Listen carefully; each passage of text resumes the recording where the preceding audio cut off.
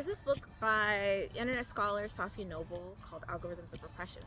And in that text, she talks about, how do I explain this? Connecting it to niche as well. People assume that the ways that the algorithms work are just like math. Like it's just like video exists, someone does some math, and now the video goes out to people. When it's much more complicated than that. Like there are programmers who are touching the code and making sure that the code serves certain corporate priorities. If the algorithm doesn't do particular functions for the company, it's not going to be an algorithm that's deployed by the company. We think about like the internet of like the early 2000s, we don't think of niches.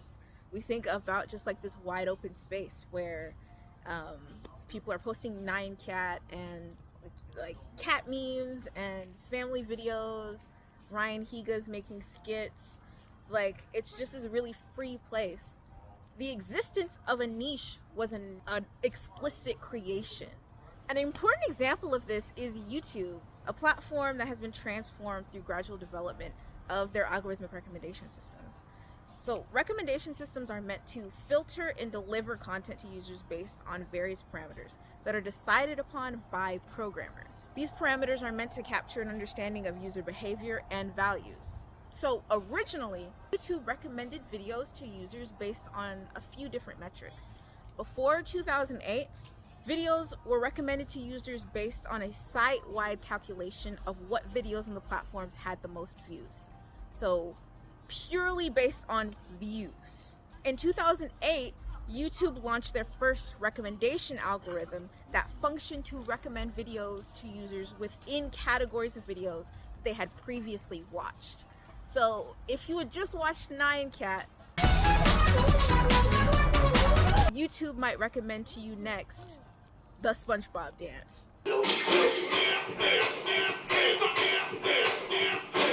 These dance musical trend videos as a category of videos. The assumption being made by programmers with this first iteration of the recommendation system is that people use YouTube to watch a series of similar videos, right? This is already an assumption that is being made about how people want to use the website. In 2012, YouTube added an additional parameter to that recommendation algorithm, watch time. YouTube defines watch time as which videos you watched and for how long, and claims that this parameter provides personalized signals to our system about what you most likely would want to watch. So YouTube admits that when they first incorporated watch time into their recommendation system, they saw an immediate 20% drop in views across the entire platform. But they believed that it was more important for them to deliver more value to users. And the introduction of the watch time parameter marked the end of an era in a lot of our minds. When YouTube is saying they introduced this parameter to provide more value, and we see a stark decrease in like the dominance of like say Asian American YouTubers on YouTube, and a stark increase in a certain edgy YouTuber who has done blackface, who has said the N-word. What exactly does value mean? It's important to interrogate these things because, again, programs are programmed by programmers who work for companies.